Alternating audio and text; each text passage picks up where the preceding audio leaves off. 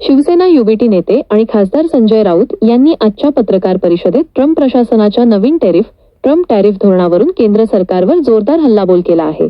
Tariff deal तातडीने रद्द करून देशातील आणि महाराष्ट्रातील शेतकऱ्यांना या संकटातून मुक्ती द्या, असे थेट आव्हान त्यांनी दिले आहे. या नव्या टेरिफ धोरणाचा आपल्या शेतकरी बांधवांवर नेमका काय परिणाम होणार आणि यावरून राज्यातील राजकारणात कोणते नवे वादळ निर्माण होणार? सविस्तर माहितीसाठी हा व्हिडिओ शेवटपर्यंत नक्की पहा. ताज्या आणि अचूक बातम्यांसाठी पाहत रहा आवाज माझा ऑफिशियल. आमच्या चॅनलला नक्की सबस्क्राईब करा. का विरोधी पक्ष बहिष्कार टाकेल, मग ते सगळं मग सत्ताधारी पक्ष म्हणता काय करायचं? बोला काय साहेब, आज राज्य विधिमंडळाचं अर्थसंकल्पीय अधिवेशन सुरू होत आहे. हे दुसरं अधिवेशन आहे की राज्याला विरोधी पक्ष नेता नाही, दोन्ही सभागृह. राज्याला विरोधी पक्ष नेता नाही, दोन्ही सभागृह, ज्याची फक्त महाराष्ट्र सरकारला नाही तर देशाच्या सरकारला सुद्धा त्या संदर्भात लाज वाटते पाहिजे. विरोधी पक्षाशिवाय, नेत्याशिवाय तुम्ही दोन्ही सभागृह चालवायचा प्रयत्न करता, पण नरेंद्र मोदी प्रधानमंत्री झाल्यापासून शक्य असेल तिथे ते विरोधी पक्षनेता देण्याचं टाळतात. राहुल गांधी यांना तर आज ते विरोधी पक्षनेते आहेत लोकसभेत, पण त्यांना लोकसभेतूनच कायम ते बाहेर काढण्याचं कारस्थान सुरू आहे. ते विरोधी पक्षनेता नको. महाराष्ट्राच्या विधानसभेत आणि विधान परिषदेमध्ये विरोधी पक्ष नेता येऊ नये म्हणून कायदा बदलायचं काम, कायदाही बदलला त्याला निर्लज्जपणा म्हणतात. तुम्ही लोकशाही मार्गानं सत्तेवर यायचे, लोकशाही मार्गानं मुख्यमंत्री व्हायचं, मंत्रिमंडळ स्थापन करायचं आणि त्या लोकशाहीत जे विरोधी पक्ष नेत्याला स्थान आहे विधिमंडळात तेवढं टाळून बाकी सगळे उद्योग करायचे. लोकशाहीला कलंक लावणार आहे कृत्य. विधान परिषदेत आणि विधानसभेत विरोधी पक्ष नेता दिला तर तो अनेक विषय घणाघातीपणे मांडेल, अनेक विषयांवरती चर्चा घडवणार आणि सरकारची कोंडी करेल. या भीतीपोटी जर विरोधी पक्ष नेता नेमायचा असणं ही सरकारची भूमिका असेल तर हे सरकार एक नंबरचं डरतो. विधानसभेतल्या विरोधी पक्ष नेते पदासाठी भास्कर जाधव यांचं नाव देऊन एक कालखंड लोटला. भास्कर जाधव यांच्या नावावर महाविकास आघाडीने शिक्कामोर्तब केलेलं आहे, पण भास्कर जाधव नको. ते तुम्ही कोण ठरवणार? विधान परिषदेमध्ये काही निर्णय झालेले आहेत, तिथेही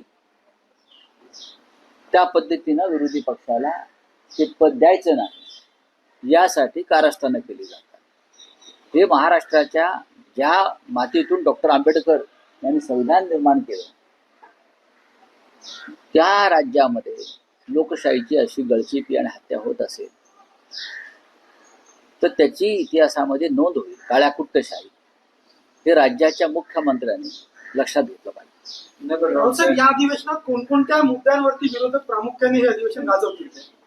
विरोधी पक्षनेत्याचाच विषय आहे. या प्रकरणामध्ये 1 वर्ष झालं विरोधी पक्षानं पत्र दिलेल्या मुख्यमंत्र्यांना नियमांकडे बोट दाखवला जाते. मुख्यमंत्री म्हणतात तो माझा अधिकार नाही, तो विधानसभा अध्यक्षांचा अधिकार आहे. विधानसभा अध्यक्ष म्हणतात की मी निर्णय घेईन माझ्या अभ्यासानुसार, माझ्या माहितीनुसार मी निर्णय. विधानसभा अध्यक्षांच्या खुर्चीवर जी व्यक्ती बसलेली आहे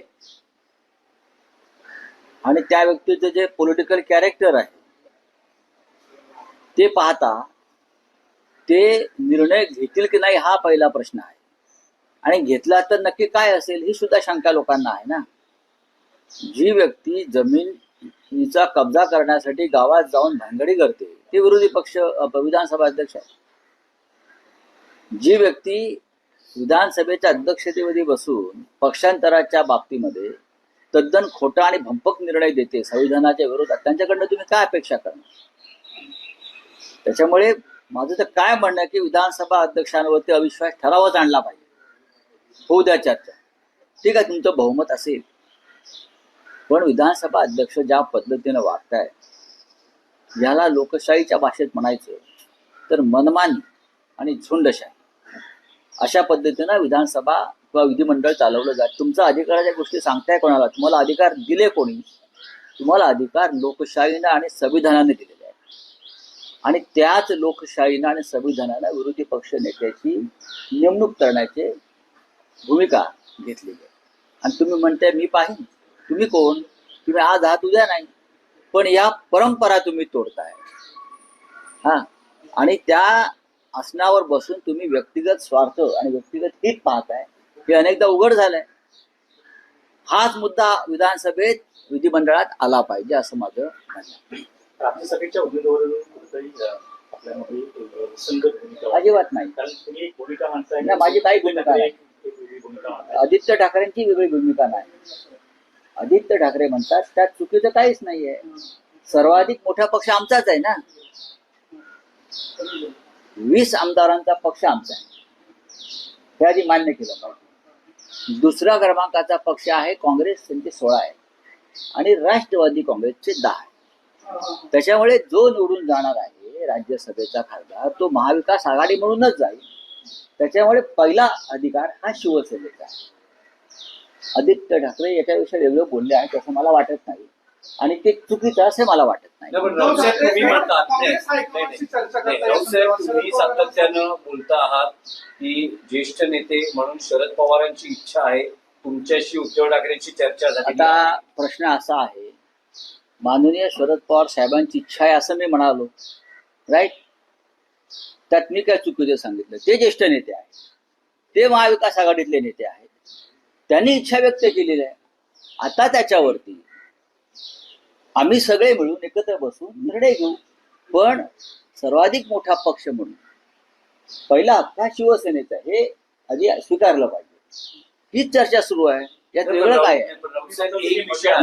मुळात राऊत साहेब, मुख्यमंत्र्यांचं स्टेटमेंट असं आहे की 7 जागा आहेत, त्यापैकी 6 जागा आमच्या निवडून जातील, 1 जागा महाविकास आघाडीची निवडून जाईल, असं संख्याबळ आहे. पण आदित्य ठाकरे हे सांगता आहेत की आमचे 2 खासदार जातील. नाही नाही नाही, असं बोललेलं नाही. नाही, त्यांचं म्हणणं आहे एक शिवसेनेचा जाईल आणि एक एनसीपी किंवा दुसरा कोणी माननीय जाईल. बघा, हे पहा, आदित्य ठाकरे यांना राजकारणाची आणि विधिमंडळाच्या कामाची चांगली जाण आहे. 2 लोक कसे निवडून जातील? जाणार दोन एकच. राज्यसभेच्या जागा आहेत. ते म्हणतात की गेल्या वेळेस समीकरणावर चर्चा होत आहे. गेल्या वेळेस शरद पवार आणि प्रियांका चतुर्वेदी असे 2 खासदार निवडून गेलेले, त्यामुळे यावेळेसही आमचे 2 खासदार निवडून जातील असं आदित्य ठाकरे म्हणतात. तेव्हाची परिस्थिती वेगळी होती, तेव्हा आम्ही सगळे एकत्र होतो, आमचाही आकडा जास्त होता. हे आहे, आदित्य ठाकरे अशा प्रकारे चुकीचं विधान करणार नाही. 1 खासदार निवडून जाईल, 37चा कोटा आहे या वेळेला. आमच्याकडे 10 ते 12 मतं जास्त राहतील असं दिसतंय. आम्हाला पुन्हा 20 मतांची बेगमी करावी लागेल. ती जर होत असेल तर 2 जातील. पण या क्षणी शिवसेना हा सगळ्यात मोठा पक्ष असल्यामुळे आम्ही हे बोलणारच की बाबा आमचा मोठा पक्ष आहे, त्याच्यामुळे पहिला हक्क आमचा राहील. पण प्रश्न निर्माण कधी होतो? अद्याप माननीय शरद पवार साहेबांनी स्वतःची उमेदवारी त्यांच्या पक्षाकडून जाहीर केलेली नाही, हे लक्षात घेतलं पाहिजे. नाही, पण राऊत साहेब, जर शरद पवार यांनी इच्छा व्यक्त केली आहे, हो, तुमच्याशी त्यांची चर्चा तेव्हा झाली आहे. महाराष्ट्राचं राजकारण त्यावेळेला, आता जसं काही बदल झाले तसे बदल झालेले नाही. पाहू ना, तुम्ही फार त्याच्यावरती फार टेन्शन किंवा प्रेशर घेऊ नका.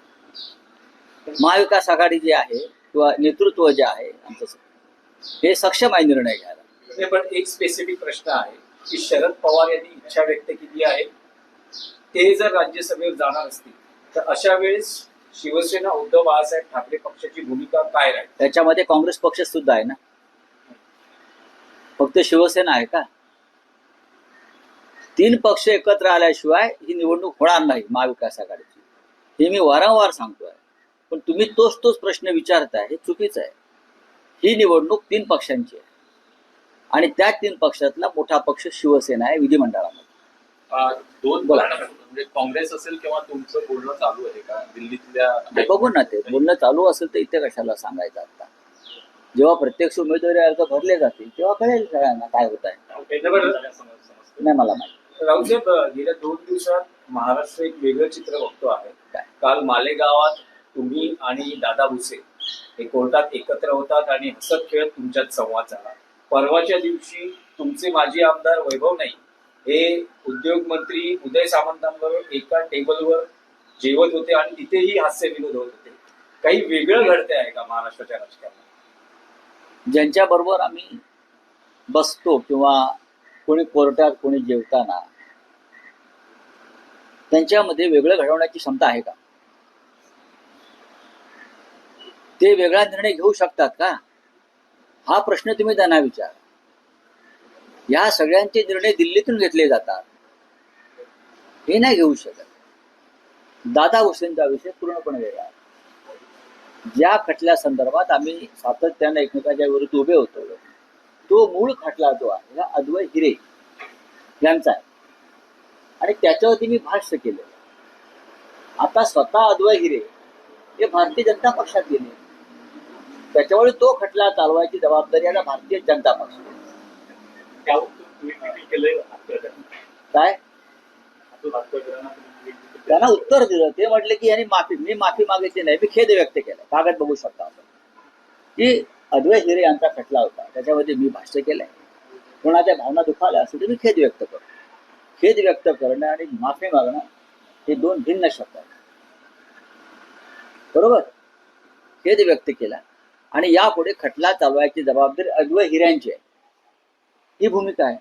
यात काय माफी आणि काय कसलं काय कशा करता? माझ्यावरती हा पहिला खटला का आमच्यावरती नाही, शेकडो खटले मी लढलो, पण कुठे थांबायचं आणि काय करायचं आम्हाला माहिती आहे. राऊतसाहेब, आणखी चंद्रपूर संदर्भात पाहिजे. मुंबई महापालिकेचा विषय आहे. असं म्हटलं जातं आहे की शिवसेना उद्धव बाळासाहेब ठाकरे पक्षानं त्यांच्या 3 स्वीकृत नगरसेवकांची नावं नक्की केली आणि ती सादर केली गेलेली आहे, अधिकृत घोषणा नाहीये.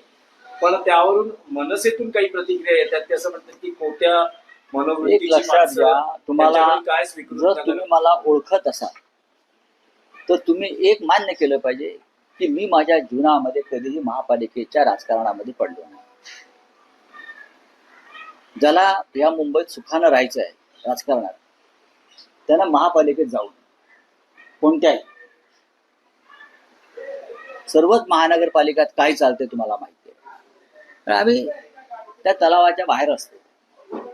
महापालिकेचं राजकारण वेगळं, आम्ही वेगळं काम करतो. त्याच्यामुळे स्वतः पक्ष नेतृत्व त्या संदर्भात निर्णय घेण्यास समर्थ आहे. राऊतसाहेब, पण जेव्हा तुमची युती होत होती मनसे आणि शिवसेनेची, आजही आहे. त्यावेळेला त्या स्वीकृत नगरसेवक या पदाच्या मुद्द्यावरती तुमचं काही चर्चा झाली होती का? काही ठरलं होतं का? आम्ही आपापसात बोलू ना त्या विषयावर. चर्चा झाली होती का? आम्ही आपापसात बोलू त्या विषयावर. मला माहिती आहे ना काय ते, मी योग्य वेळी बोलेन ना. नाही, राऊतसाहेब, पण चंद्रपूरचा महापौर बसलेला आहे. ठाकरे बंधू युतीमध्ये तुम्ही खूप महत्वाची भूमिका बजावली. असं असताना स्वीकृत नगरसेवक पदावरून ज्या काही प्रतिक्रिया येत आहेत, ठाकरे बंधू युतीत मिठाचा खडा पडल्याचं बोललं जातं. लोकांच्या प्रतिक्रिया आहेत. No comments. चंद्रपूरचा महापौर बसलेला आहे, अजूनही नगरसेवकांवर तुमच्या कारवाई नाही झालेली आहे. कुठंतरी पक्षश्रेष्ठींचं मत आहे की सोबत जायचं पाहिजे. भारतीय जनता पक्षासोबत जाणं हे पक्षाचं धोरण नाही, अजिबात नाही. मी वारंवार सांगितलंय की तशा प्रकारच्या सूचना या त्या नगरसेवकांना दिल्या होत्या. जर त्यांनी त्या शिस्तीचं उल्लंघन केलं असेल तर आता हळूहळू आम्ही सगळ्या कामातून मोकळे झालो. आम्ही पक्षप्रमुखांशी चर्चा करू या विषयावर. नाही, पण राऊतसाहेब, चंद्रपूरमध्ये तुम्ही म्हणता की 2 काँग्रेसमध्येच गट होते, त्यामुळे ते पद मिळू शकलं नाही त्यांना. पण हर्षवर्धन सपकाळ असं म्हणतात की शिवसेना उद्धव बाळासाहेब ठाकरे पक्षामुळे काँग्रेसचा महापौर होऊ शकतो. अजिबात नाही. बघा, चंद्रपूरच्या प्रकरणामध्ये 4 दिवसापूर्वी दोन्ही गटांना दिल्लीत का बोलवलं होतं चंद्रपूरच्या, तुम्हाला माहिती आहे. एक विजयराव वडेट्टीवार आमचे मित्र, दुसरा खासदार ताई आहेत धानोरकर, त्यांना दिल्लीत बोलवून समज का देण्यात आली हे आपणही छापलं, आपणही दाखवलंय. त्याच्यामुळे चंद्रपूरमध्ये महापौर पद हे काँग्रेसच्या हातून गेलं. संपूर्ण खापर शिवसेनेवर फोडता येणार नाही. चला, थँक्यू.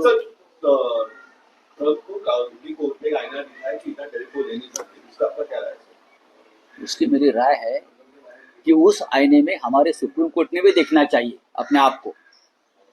भारत के सुप्रीम कोर्ट ने भी वो जो आईना है, वो आईने के सामने भारत के सुप्रीम कोर्ट ने भी खड़ा रहकर देखना चाहिए कि हमारा चित्र उसमें कैसा दिखता है. वहां की सुप्रीम कोर्ट उनके प्रेसिडेंट को आईना दिखाता है, उनका निर्णय रद्द करता है, और हमारे यहाँ का सुप्रीम कोर्ट प्रधानमंत्री गृह मंत्री के दबाव में आकर निर्णय लेते हैं. यहाँ का चुनाव आयोग दबाव में आकर निर्णय लेता है, हाईकोर्ट दबाव में आकर निर्णय लेता है. तो प्रेसिडेंट ट्रम्प से सिर्फ दोस्ती मत करो, वहाँ का सुप्रीम कोर्ट का भी जो काम का जो तरीका है उनसे भी कोई प्रेरणा ले. इतना मैं कहूँगा. मोदी जी ने उनके प्रेशर में आकर कॉलेज डील भी था और एक क्षेत्र फार्मर डील भी था, वो किया है. इस बारे में क्या बोलते हैं सर? अब रद्द करना चाहिए. अब टेरिफ रद्द हो गया ना सुप्रीम कोर्ट के आदेश से वहाँ के, तो ट्रेड डील भी रद्द होना चाहिए. आपने ट्रेड डील क्यों किया? टेरिफ लग रहा है बोला, इसलिए किया, वो दबाव में किया ना. अब टेरिफ ही रद्द अगर हो गया है सुप्रीम कोर्ट का आदेश से उधर, तो ट्रेड डील रद्द करो और हमारे किसानों को मुक्ति दे दो.